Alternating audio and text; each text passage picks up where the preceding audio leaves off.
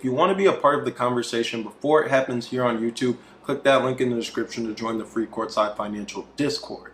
What's going on, everyone? My name's Obi, and welcome back to another episode of the Courtside Financial podcast. Today, we're going to be talking about power swaps, and at the forefront of this game is NIO. So this is going to be a pretty interesting episode. Make sure you hit the like button, make sure you hit the subscribe button, leave a comment down below, and stay tuned for more content. Your engagement really does go a long way in helping out the channel.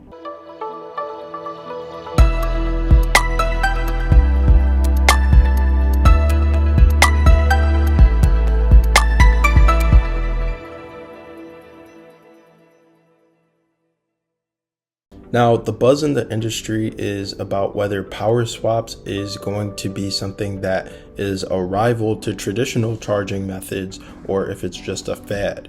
Today, we're going to be exploring all the ups and downs in this, so stay tuned. So here's the pitch. NIO, the electric vehicle maverick, has been making significant moves in the power swap arena. Forget about traditional charging stations, they're swapping batteries like kids swap Pokemon cards. Now the big question is, can NIO turn this business model into a slam dunk, or are they dribbling down a slippery slope? Let's break it down. It all started in 2021.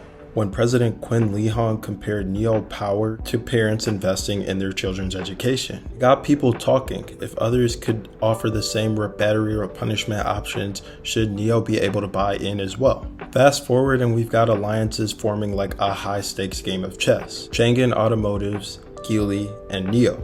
It's a strategic dance to set the battery swap standards and dominate the EV game. But is this a checkmate, or is it just opening gambits? Now before we jump into action, let's rewind, because battery swaps aren't new. Great in theory, but Tesla owners gave it a cold shoulder. Why is that? Well, Tesla wanted users to foot the bill for battery replacements, and the logistics of it were as smooth as a pothole on the road.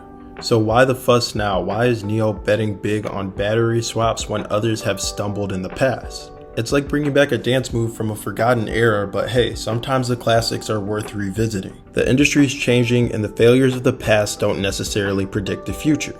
We're at the beginning of a long road for charging and battery swapping. NIO's not just competing with other EV makers, they're eyeing the entire energy ecosystem. It's not about who's in the driver's seat, but rather who controls the game. Now here's where it gets interesting. What's all the fuss about technical standards? Well, it's not just a simple plug and play situation. Batteries are like snowflakes. No two are alike. And don't get me started on the different power swapping methods. It's like choosing between Apple and Android. But what battery swaps got going for it is that the government signals are clear. Unify the battery swapping standard. The vice president of IT wants a battery swapping standard for all electric vehicle makers. It's a dance of cooperation, and everyone's invited to the party. But don't get too excited yet. The road ahead is full of speed bumps, and let's talk about the nitty-gritty, inputs and outputs. Setting up a power swap station like a restaurant is a hefty investment. NIO will break even at 50 to 60 swaps per day, but with only around 2,000 of them out there, and they are the largest player in battery swapping right now, that's a hefty task to fulfill. It could be a 5-year investment, but are we looking at a pit stop, or are we looking at a long haul race? Now let's zoom in on user experience. Charging takes time, and aren't we as humans an impatient bunch? Battery swaps promise a 5 to 10 minute pit stop, but queuing might be the new waiting line for concert tickets. So can NIO keep the user experience premium, or will this result in a failure because of too many cars at the charging stations? Alright folks, so fasten your seatbelts, because we're heading into uncharted territory now. NIO's not just playing checkers, they're heading into three-dimensional chess of power swaps.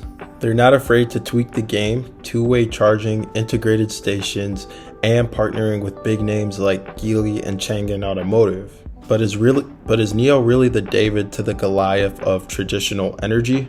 Sinopec, PetroChina, and State Grid all have their own energy plans. It's not just about who has the fastest car, it's about who controls the racetrack. As we wrap up this electrifying episode, the road to dominance in the power swapping game is clearly a marathon. It's not a sprint. The winner might not be the one with the sleekest or shiniest car, but the one that controls the chessboard of industry, public opinion, and policy. That's going to be it for this episode of the Courtside Financial podcast. I'll catch you guys in the next one. But until then, keep your investments charged and your dreams electric.